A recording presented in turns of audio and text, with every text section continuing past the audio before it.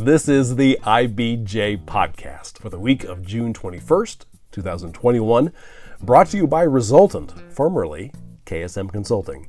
I'm your host, Mason King. Welcome back to the podcast, everybody.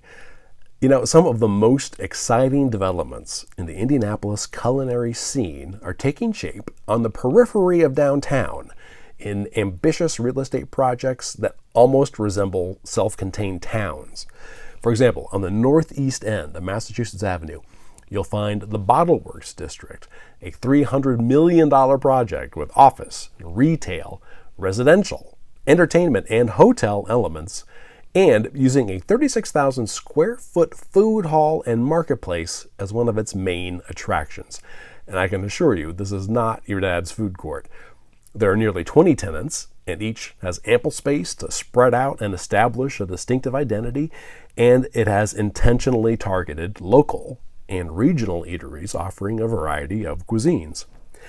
Now, if you follow Indiana Avenue, downtown's northwestern spur, to the Riverside neighborhood, you'll find the $500 million 16 Tech Innovation District. And the core idea behind the campus is to bring together entrepreneurs and startups, academics and researchers, established companies, and just big thinkers to create a fertile environment for collaboration and infectious entrepreneurial energy. It also will have residential and retail and entertainment components. Of course, everyone will need to eat, so one of the first things to take shape on the campus is the AMP, which is short for the Artisan Marketplace. It's a 40,000 square foot space in what they call the HQO building, which also has a co-working space, of course, and a maker space. Local chef and restaurateur Craig Baker was chosen to imagine, design, and populate the AMP. As you'll hear in the following interview, Baker took the theme of entrepreneurism and ran with it. His big picture goal for the AMP is to provide a place where chefs and restaurateurs can build a new concept into a business and develop a following. The rents are cheap, and the leases are short, encouraging culinary wizards to take risks. You'll find a bakery, a place for bubble tea, seafood, soul food, pizza, cheesesteaks, and a taco bar among the 20-some vendors, some of which are now open and some of which are soon to open. And this has been an engrossing challenge for Baker, who has made developing and opening restaurants something of a specialty, either creating his own eateries or working as a consultant.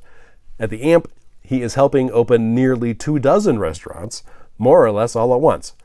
We spoke last week about the challenge. Here's our interview.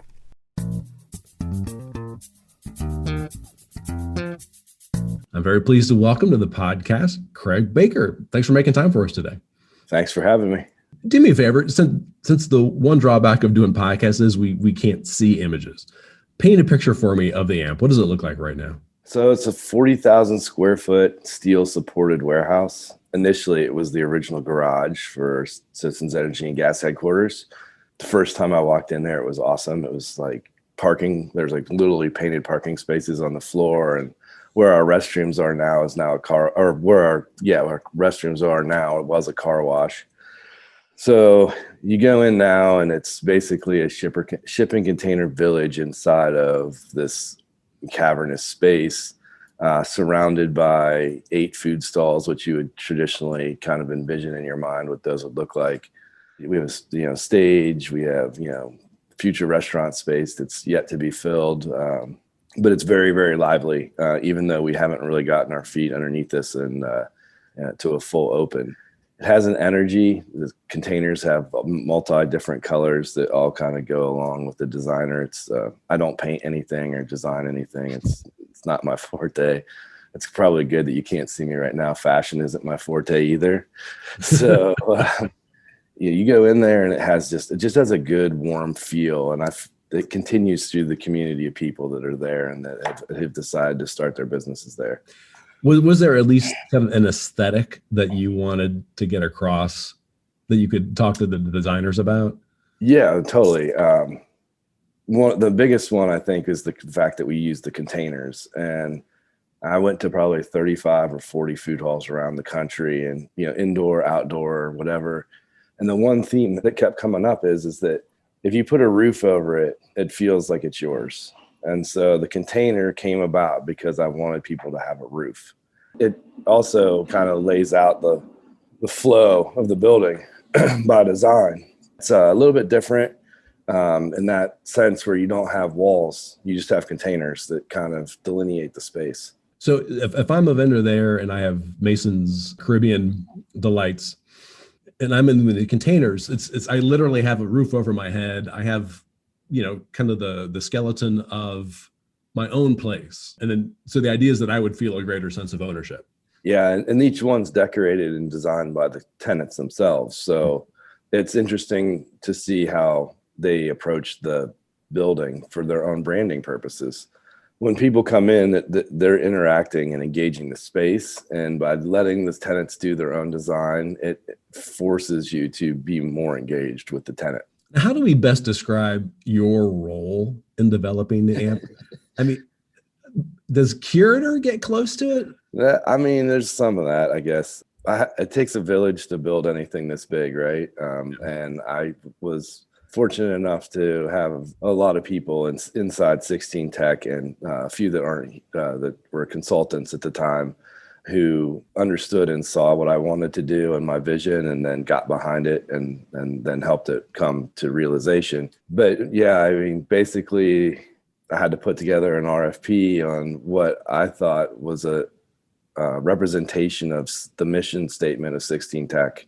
The AMP isn't just a food hall. It's designed and built to be more of as a community center, an activation center. If it was meant to be just a food hall, we wouldn't have some of the amenities that we have, So there's the flexibility of this to use the space for multiple different events and, activations is really set up to drive the community aspect and the activation of it, not just to feed and nourish people here in the district, but to actually reach into the community and support something that's new. So when you said you had to do an RFP, that's a request for proposal. Yeah. So was there a competition of sorts? At the time, I didn't know it, but yeah, I thought I was the only one. I don't think I was. So they said, okay, we want, give us your vision for this 40,000 square foot. So I put together a proposal and took it in and presented it. And then they were like, okay. And then I got engaged after that point. I guess that would have been in the fourth quarter of 2019, maybe second quarter of 2019. And then at that point, then it was all about concept development and kind of working with the architect and the owner's reps and whatnot to design the space. Like I said, more on a kind of a higher level and putting forth the ideas that I had and then letting them do their best work and me keeping out of it.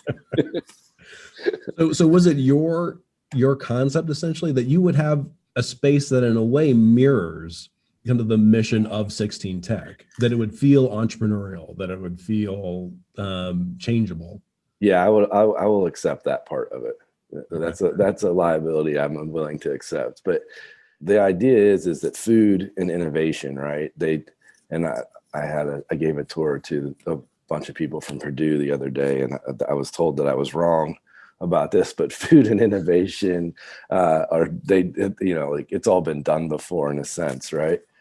So I focused on the entrepreneurial part of that, and so the AMP is really it's a real incubator.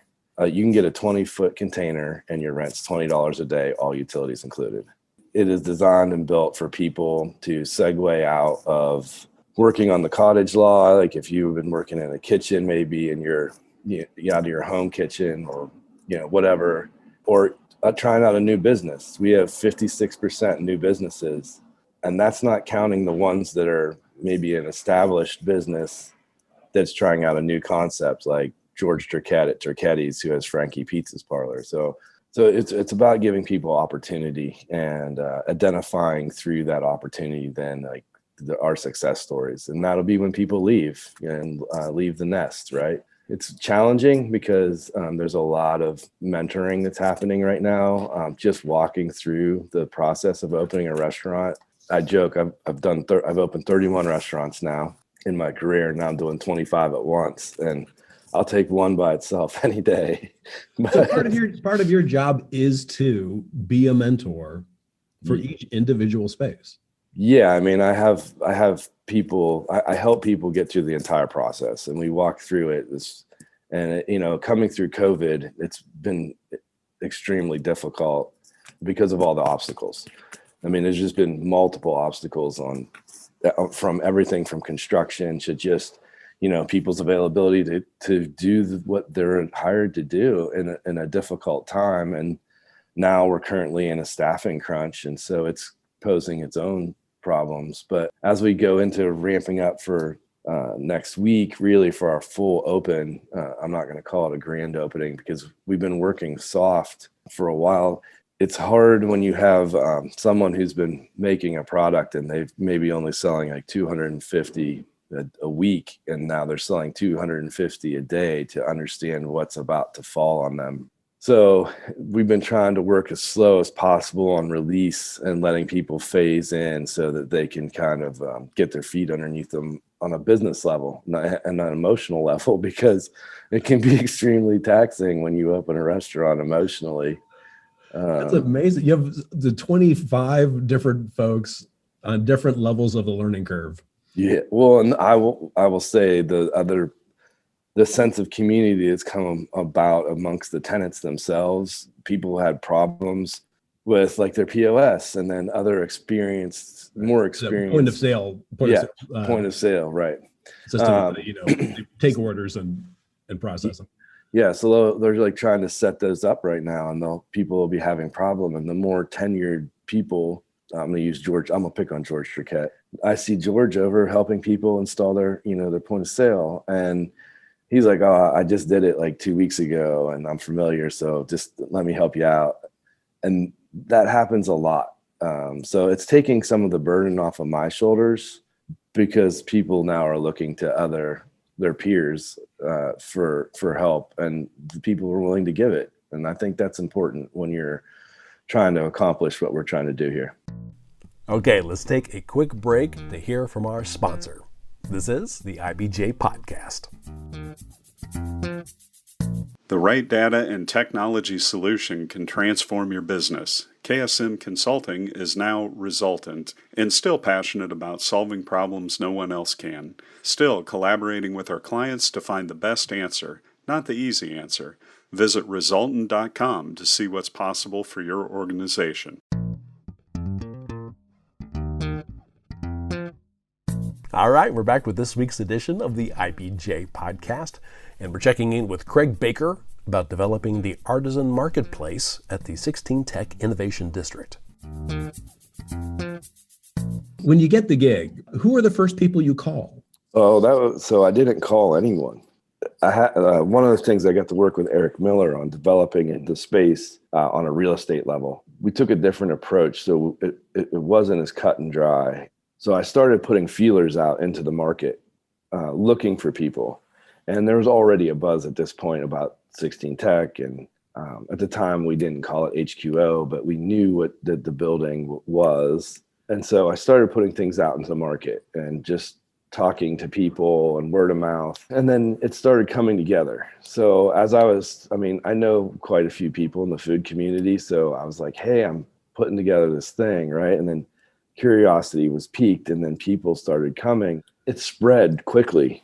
It just really the word got out. And George Triquette actually told me no the first time. And he's like, nah, I don't think I'm gonna be able to do it. I'm like, okay, no, whatever. And I talked to Cindy Hawkins. She was our first tenant for Circle City Suites. And her lease was up in City Market. She was out of space. She couldn't produce anymore. She came and she looked at it, and it takes a certain type of person to walk into a vacant building that has no walls and to see a vision that someone else has put together in their head. And Cindy saw it, and she signed our first lease. So it kind of started through that, just word of mouth. And I met a lot of great people in the city who are entrepreneurs in the restaurant community. And it took a lot of courage for, during COVID, when people are just like, hey, I'm not coming, to come in and look at the space and then say, yeah, I want to be there. So it was really interesting. Some people, that I was really excited about decided to go in different routes and went brick and mortar instead, or food trucks, or maybe they went to another venue in the city. But that's the greatest thing about the AMP is our leases are short, and people will come and they will grow, and we'll plant new people, and we'll keep growing with the space. It's alive, like in that sense. You're talking about the kind of cooperative vibe that's developing between the vendors. I think you say something similar to that, in that you're trying to build a micro economy within the venue. What does that mean exactly? Well, we have producers that are doing wholesale already, and then the retailers that are using those products. So Cindy, as an example, Cindy will make bread, and then she sells it directly to the tenants inside the venue. George is offered to do discounts because there's no delivery on some of his meat products directly to the tenants. Andres gave George barbecue. Andres Barbecue is giving George barbecue sauce to sell on his pizza. Waterway Fish Market, when they open here next week, you'll be able to order a piece of fish and take it over to Andres, and he'll fry it for you. And so you can have fresh fish and chips right from the case, which is unique to anywhere. There's nowhere else in the city where you can get that experience. Yeah. So that's like an ecosystem. Yeah. And then on top of that, Purdue is putting in a hydroponic wall to grow lettuce, which they're going to sell back to the vendors or just give to the vendors to use. So there's a lot of relationships that are being built and ways that people are moving their business models to accommodate, which I think is exciting. That's slick. That sounds great. How do you know, once you get going, that you're a success, or that the space is a success? What kind of metrics are you going to have for knowing whether or not you did it just right, or something needs to change? That's a really good question. Personally, I didn't know this when I got into the project, that I would find working directly with these new restaurateurs to be as rewarding as it is. So for me, when people graduate and leave and their business is a success and they have to expand from their container or their restaurant to a larger space or brick and mortar, or they transition into an additional retail, that's a success. The economic success of the space is a little bit different. For me, that'll be more about the density of people that are coming to work, live, and play here in the district. Trying to design a space to engage all types of people is not easy. To do it with people who also have a similar vision is pretty inspiring. So there have been things in the district that have come up, design elements, whatnot, opportunities that I feel that will, as they come to life, will show that's how the AMP is a success in that way. As it operates within the context of the whole 16 Tech development, do the bosses at 16 Tech expect a certain revenue stream? Are they going to be looking at how much money it generates, or can they look at it more as like, well, this is an amenity and we're going to lose some money on it? Well, hopefully we don't lose money. It is nice that 16 Tech is a nonprofit.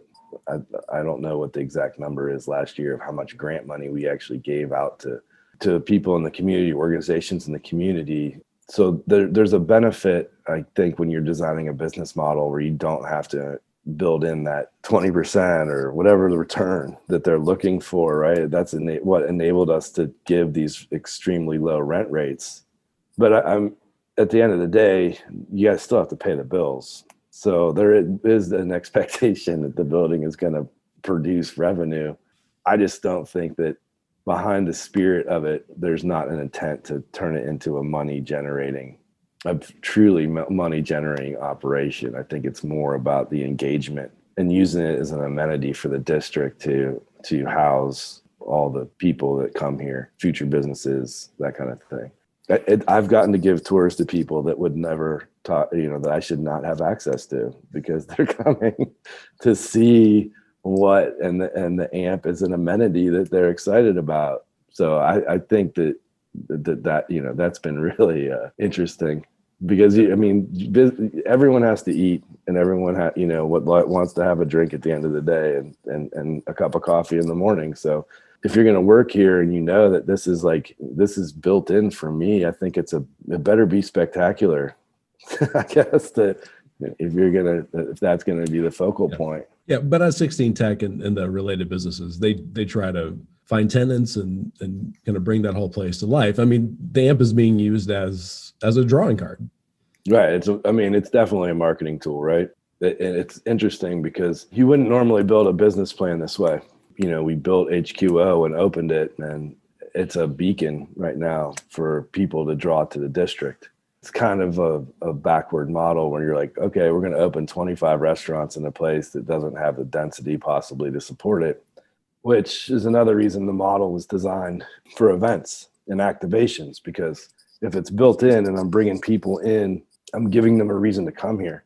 It just fuels the micro economy, which is the AMP. I joke, Erin O'Rourke, she's our events coordinator for the AMP.